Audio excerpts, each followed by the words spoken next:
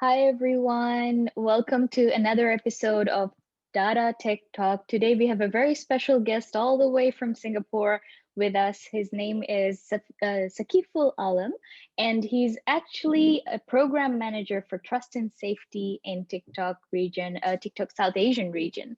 So, welcome, Saqiful Alam. How are you? Hi, Shama. Thank you so much for having me in the interview. Not bad. I'm actually doing quite nice. I hope you're doing well as well. Thank you. Yes, it's all good over here. I do want to give a little bit more background to our audience about yourself. Saqiful is actually basically he's a Commonwealth scholar from National University of Singapore. He's apart from TikTok gig as well. He's also an analytics advisor for Intelligent Machines Limited as well. But before I jump into the full history, I would love to give you the floor to kind of explain to us how you went through your journey in the professional journey and how you ended up in TikTok. So for me, as I was telling you before as well, that the journey has is not a very normal one or a very ideal one. So I actually believe in a very interesting quotation. It was given by this Australian stand-up comedian. So he said that, if you look too far into the future, if we have like a fixed goal that in like 10 years time will be this or 20 years time will be that, sometimes if you look too far into the future, you might miss the shiny thing in the corner of the eye. So that has been like, in a summary, my journey. That when I started off in my undergrad, it was mostly focusing on finance because I loved, like in a business school, I looked for maths and finance was the way to go out, like get about that. But then I fell in love with operations management in a course. So what happened is, like, I did my master's in operations management. While doing the master's, it was like I didn't like the management side of it because it was more like, strategies. And I still love maths. So I Mm-hmm. went towards analytics. So that was not data analytics, it was risk analytics, simulation modeling, and stuff like that. So based on that, when I came back to Bangladesh, I started as a lecturer in Northern University, where I used to teach applied statistics. And while I was interested in, introducing new things in applied statistics, I stumbled onto the area of, like, first of all, I stumbled onto the software R. And then from there, I stumbled onto like R coding, building up to analytic models and stuff like that. So then in 2016, I was in America for a year and I was a researcher there. And as a part of a project there, the Billion Prices project, I got introduced to the concepts of big data, scraping, and all these things, and I fell in love with Mm-hmm. that. So from then on, came back to Bangladesh and tried to preach to people about the importance of data, the importance of the analytics models that can be done, and everything. And then from 2018, due to my work there, this professor in National University of Singapore, who is my professor now and actually my personal mentor and one of my closest friends. So he came up and he's like that, why not try your PhD in National University of Singapore? So I came to NUS, but while doing the PhD, I figured out that I like working more like in an applied field than in theoretical areas. Yeah. So when I was like, so while doing the PhD, while I was working on different consultings, I used to write up on like data or articles on Medium regarding data. So actually, TikTok actually found me there. Like the HR from TikTok actually found me in LinkedIn, Mm-hmm. and she approached, and we had a chat, and I felt like this role is ideal because the role here is more about, we use data to do impact analysis, and based on that, we take decisions. So this is where I get to actually apply the things that I've been preaching about, I've been working on in my research. So I just jumped the wagon back to the shiniest thing in the corner of my eye, and where I am. That's amazing. Every time I hear people going from a completely different segment of the industry to a completely different segment of the industry, I love it. Just last week, I was talking to a someone who started out as a clinician, and then she ended up in data management. So now she goes around doing data migrations in big, massive corporations. So that's pretty amazing. Sakib, I'd love to ask you around, we have a lot of startups popping up right now and a lot of organizations who want to implement machine learning models. And, sometimes they end up doing, instead of going for their own bespoke, instead of going for their own tools they actually buy machine learning toolboxes, for example. And could you tell us a little bit about some of the problems that happen when where examples maybe for where machine learning are models are actually in a black box, and what are the potential problems that can happen? So to start off, again, I'll share not a quote, but it's an observation from my work in like last 5 years in this field, is that um, a model can be run on almost any data, and you will get outputs from it. So one actually a famous story about this is I think it was either Pakistan Stock Exchange or somewhere a Middle Eastern country stock exchange. So what happened is they found that their stock price is actually positively correlated with the temperature of the day. Hmm. Now, does that mean that the higher the temperature, the higher the price of the stock? Not necessarily. What happened is like they looked into the data for over 10 years. And in over 10 years, the average temperature increased thanks to global warming. And the stock value increased thanks to inflation. And the result was a positive correlation, a significant positive correlation. Yeah. So this example tells us one very important thing, is that you can torture the data to give you results. But the question comes back that whether that result is reliable, is it relevant, is it worth doing? So in this case, I would say that yes, at this point, we live in a time where, say, ML models, AI, these have become catchwords, catchphrases, and you want to show to your stakeholders or customers or even in the market that, yeah, you are AI driven or ML driven. But the question comes back that whether it's been done properly. So there are a few examples I can share with you. One was about this delivery company, this furniture delivery company. They were based on Indonesia. So what they figured out is, so they were using this, like, it wasn't, I would say, a machine, like a direct off-the-shelf machine learning model, but it wasn't either something they deployed or developed understanding everything. What they did is like they had a data scientist do it for them, and instead of understanding much, they started just using it for predictions. So they figured out that their model was actually having very, like, their predictions for the December sales was like every, like, they figured out, I think, in back-to-back 2 years that their December deliveries are swamped and they are always lagging behind in December. And it was not before. So the funny thing is, the first year this review didn't get to the strategic body because the person who was handling delivery actually, after handling such a bad phase in December, Hmm. quit. So this Right. information never went up there. In the second December, the same thing happened, and the second guy who was handling deliveries wanted to quit, which is where management is like, why does every delivery manager quits in December? Mm. And that brought back attention to the demand forecasting, and they figured out that whoever built this model, they completely failed to handle those seasonal spikes, specifically the holiday spike. In which case, because like in like quite a lot of organizations, I think, give their bonuses in the end of the year and that time, and families actually buy furnitures then as well. So that was something completely missed out by the model. And Mm. since the data was trained on the data, I think from March to July, as much as the delivery managers told me, in which case there was no spike then. So in the end, since the data scientist never knew who were like what spike could be there, and he was never communicated about it, and the organization never actually checked the algorithms outputs, they just cared Mhm. only about the prediction. This was a mess.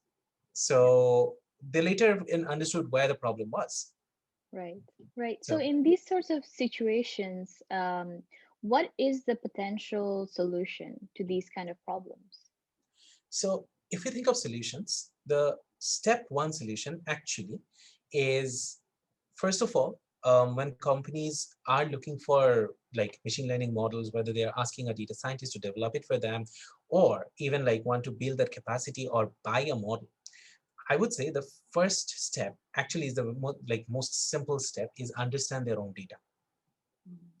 So first of all, if they are collecting data, or if they are not, then they need to discuss about what to collect, and they have to align with the vision, mission, strategy of their organization itself. Now, if they are collecting, then they need to sit down with the people their data is who are collecting their data, to understand line by line. Because so one very good advice given to me by a professor I was working for in Purdue, he gave me a very simple advice that, you know what, Saqif, read the first line of the data. Open an Excel file, if you can open it in an Excel file, or just open something and just read the first line. And I was like, why? And he's like, the first line has to tell you a story. If it doesn't tell you a story, if it doesn't tell you what is happening, what type of data is collected, what is the granularity, what is it telling about the data point that is collected, then if you don't understand that, don't run an analysis, because you won't know what Mm-hmm. you're running the analysis on. So that is the first and the most basic step to start with. The second step is, whenever you're building an ML model, you need to understand that the way these algorithms work, machine learning focuses on prediction. Specifically, the predictive models, they focus on minimizing prediction error. So say we, like, the way, in a very simple way, if I can explain how it works, is that we might give the model or the machine some data to fit a model on, and we will withhold some data. Then based on their model, we will try to make some predictions and compare the real data with the predicted model data to see how much is the difference. So all algorithms try to minimize this difference between real outcome and the predicted outcome. And in order to minimize that, these algorithms do not focus on, say, what are business important variables. They focus on just optimizing the whole calculation, optimizing those variables, which leads to lesser gap between what is predicted and what is in real life. Now, in order to Yeah. do so, they might actually miss out some key variables which might be very important for, say, the business case. For example, the furniture company I explained, for them, a key variable that could have been very important is a seasonal deviation, or say the income of the owner, which when it increases, it might actually increase the shop selling, which Mm-hmm. the model was not looking into. So in this case, this is very important to actually open the black box of the machine learning model.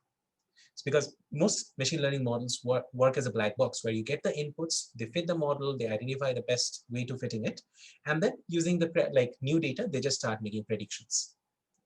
And Right. that's where there are two big assumptions. One is that the fitting is proper, and the way it is being fitted is going to be like that forever. And there is another very big assumption, is that the past, the data that has been given to it, is from the past. So the huge assumption here is that the past would end up repeating itself to some extent. And that's where, imagine this, that no machine learning prediction ended up predicting COVID, right? Because it's something that completely changed the nature of way things are being done.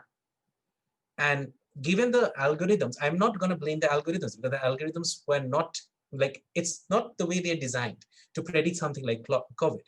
Although it's not a lot of people, I think, debate that whether it's a black swan or not, but I'm not going to go into the debate. But it's nothing that could have been fitted in a model. And that's where, if an organization needs to use a machine learning model, it needs to also understand that what this model tells them, what are the key outputs of the model, what are the major variables in that model. And that's where I believe that for someone who's building a model, and not only for organizations, I would also say like any data scientist out there. So someone who's building a prediction model, that person needs to also have some knowledge on the whole field of econometrics itself. Because Mm-hmm. this is the fun thing, that being an academic, like, econometrics does the exact opposite of thinking of predictions. Econometricians rather care about causality. They try to unpack the whole data pattern. They have a dependent variable and a set of independent variables, and they want to find out that whether these changes in X actually Mm-hmm. impact the changes in Y. And that's also a very important discipline, because what happens is machine learning wants to predict Y, doesn't care about X. But sometimes Mm-hmm. it is the X's that become more important to understand the Exactly. context. So that's where, say, for example, there is few areas of machine learning coming up, like robust predictions, Mm-hmm. or what they call variable importance. So although, say, because unfortunately for econometricians, it's easier because they work mostly with regression, Mm-hmm. whereas machine learning models work with regression, decision trees, neural networks, and also ensemble learning, boosting, stacking. So all these like advanced algorithms. So Mm-hmm. sometimes their outputs are not readable enough. So when you see like a 3 by 3 neural network, that might be explainable. But when the Mm-hmm. neural network is like 10 by 5, that's like 50 nodes, you get lost. Like Yeah, what's happening here? it's quite a So lot. Yeah. that's where this concept of variable importance comes into play. What Mm-hmm. it does, it does a very simple thing. It actually trains the whole model with different combinations of these Okay. variables. So say Mm-hmm. you have 10 variables. So you retrain a model with 9 variables, drop one, retrain it again by dropping another one, then even interact these variables. So it's kind of like a permutation combination of multiple variables to see that, you know what, if we drop these models or if we interact these models differently, how does our prediction shift?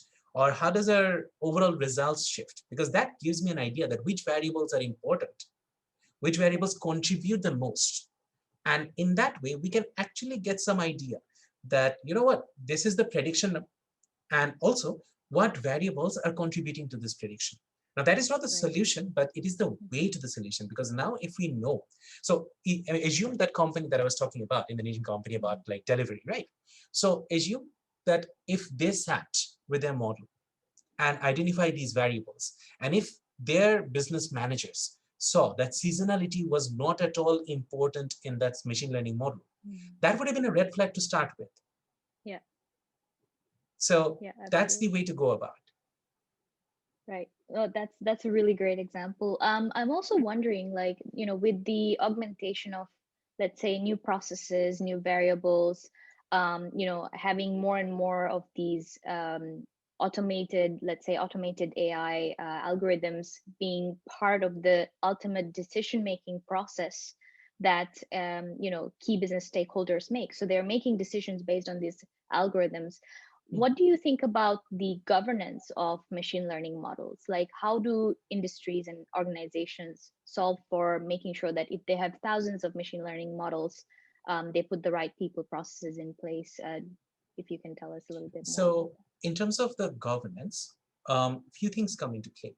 The first thing is when you have many of these models, um, there needs to be alignment with the business values, with the business outcomes, and the business vision and mission. So that's where I believe that no matter the level of automation, roles like mine, program managers, or business intelligence, or data strategists, I feel like that's where the future is, because I feel like although a lot can be automated, but to align uh, algorithm with value creation in a business, there needs to be someone who has that business acumen, who understands that maybe in the example we were discussing, maybe say seasonality is way more important than say past demand. Yes, past Mm-hmm. demand is important, but past demand, say demand in November or maybe no demand in October might not play a big role in predicting demand in December. So that is something that someone who's experienced in that business role. So I feel like in the future, in terms of efficiency as well as governance, these models need to be filtered through the people who are using them, through their experience, and also through the fact that what they see valuable as well. So there is this debate always going on, right? A lot of people said that, human resource will be made redundant. AI is going to take over everything. I feel that's very long way to go, and human resource will never be made redundant, because in the end, you need someone to give the contextual knowledge to AI. You need someone to train these models to understand the contextual, um, I would say, variations, or the term to use here is idiosyncrasies. Because the way Yeah. business is done in Bangladesh is very different from the way the business is done in Singapore, which is very different from the way business is done in America. So these will always vary. And that's where the experienced business, like the business analyst's role come in, or the data strategist role comes in. So in terms of governance, that's one suggestion. The other suggestion I would say is also from the aspects of safety is you need to, so what happens is these algorithms, in order to at times optimize. So I'll give you another very interesting example. So once I was working with the data for credit risk prediction. And the data had, so normally what happens in like credit risk, so you don't really get, say, too many defaults. If the data has too many defaults, that means the bank is in very big trouble, right? So it has few defaults, but it wants to understand and build a model in which you know, get the lowest defaults and yet serve many customers. Now, one way, the one blunt way the model can actually start reducing defaults is it can just declare like no on all loans, because you never give a loan, you never default, right? So that's one. Now you can avoid that, but even then, suppose now you're just training the data in the model, but what if you don't see who you're denying the loan to? So what if, say, you divide that defaults into different demographic categories or different needs, and you see that out of the groups, say someone who's earning a very high amount has very low default, but as someone who's, say, in a financial difficulty, that category is having a large defaults. So if you do not observe this whole process properly, if you just end up training the data, the algorithm might be biased towards a person who has money and not biased towards a person who doesn't have money. And then if you use algorithm to only govern this whole thing, you are indirectly being biased against someone who could have been a good customer, who could have needed your loan. And now if that is, say, for example, convert the situation from not a bank to a microfinance, or to somewhere the lending is done to a needy group. And what if your algorithm gets biased against it? Because your algorithm wouldn't know. It will just see that this is the group which is going to make a lot of default. So let's minimize on them. This is the group that's going to never default. So let's maximize on them. Simple, Yeah. pure maths. But that's where again it comes that, so this is the whole concept of what we say that fair AI or fair machine learning, fair modeling. Yeah. So All right, and it's very interesting that you touched upon having the let's say the data bias, potentially trying to remove the data bias. How do you see organizations doing that? So, for example, I'll just take the example that I know a lot discussed in the startup ecosystem, which is around the Twitter bot that Microsoft came up with. And when they released it, it was supposed to be an AI bot. And when they released it, and the more and more people interacted with it, the more and more it collected data. Somehow, more and more, it became very racist, I suppose. So it's probably being fed data which is already biased to begin with, and already demographics which are already biased to begin with in a certain way. How do let's say people who are just starting off implementing these different AI models start off to reduce the data bias as much as possible? So this is where I would contradict you a little bit. So I don't think this model was initially built on a biased data. And that's where the mistake was. I think when they trained and tested this model, they used an ideal data set. Right. That's why they Right. thought that it's working, and that's why they released it. That's So interesting. a Very very interesting. interesting example I'll give is this company, which is starting up in Indonesia. Not starting up, I think it's 3 to 4 years down the line. It's called Tunaiku. So Tunaiku is a peer-to-peer lending platform. So they try to also do these credit risks. So predict, they use actually machine learning to predict who's going to default. But what they did initially was incredible. So they actually collected a lot of money from their investors, and they actually gave out loans without credit risk analysis to selective people, but not selective in their surrounding. They actually gave out like across different demographics, like very diverse demographics. They took that risk. They took that risk that, okay, if needed, we'll have, they actually convinced their investor about this, that the loans that I'm giving out, 80% of them will never come back. Yeah. But we want to. Why? Because in that way, we look at the like largest possible demographic possible and see that whether my model is biasing against a certain group or not. Yeah. So that's why my advice here would be more like, when you start fitting a model, weirder the data, the better, or the more flawed the data. So for example, if I'm training a model for, say, predicting sales, I would put in as much variations as possible, as much unpredictables as possible, so that if that can be handled in my model, I hope it can handle in real time. And also I could figure out that whether it is biasing against something or not. Mm-hmm. Makes sense.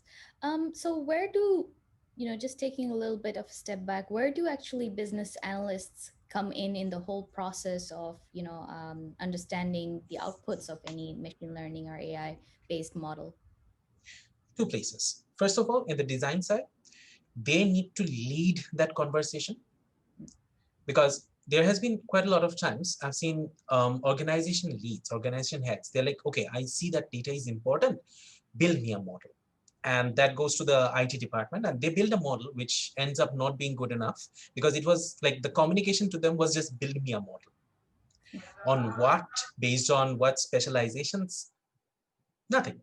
So now that's where this interfacing is where the data strategist or the business intelligence guy needs to come in, or the person needs to come in. That person, she needs to be aware of translating the management's need to the need of the people who are going to develop, the engineers who are going to fit and train the model. And that's where a lot of things needs to go there. Like say a potential pilot stage where you design a pilot, measure the impact, see that whether it's actually doing what it's supposed to do, whether it matches the objective of why this whole thing is being done, then scale it up with the engineer's help. That's the first place, so the design phase. And then when the engineer comes up with a model,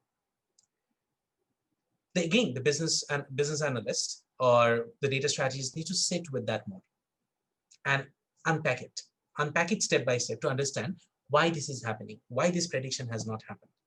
And then again, have that conversation back to the management. It's kind of a lengthy process. Like it sounds much, I would say, sexier if say people that we just developed a model and done, boom. But unfortunately, that leads to very low success rates. And this is why a lot of companies have complained that, we invested in data and we failed, or things were not right. So on the other hand, I would rather say that if you take this longer route of understanding and matching the business value step by step, and again, unpacking the model to understand whether it's being right or wrong, then scaling it up. So that these are the two places where I believe a business analyst needs to play a pivotal role. That was really great insights on how to have, business analysts involved in and what steps of the processes.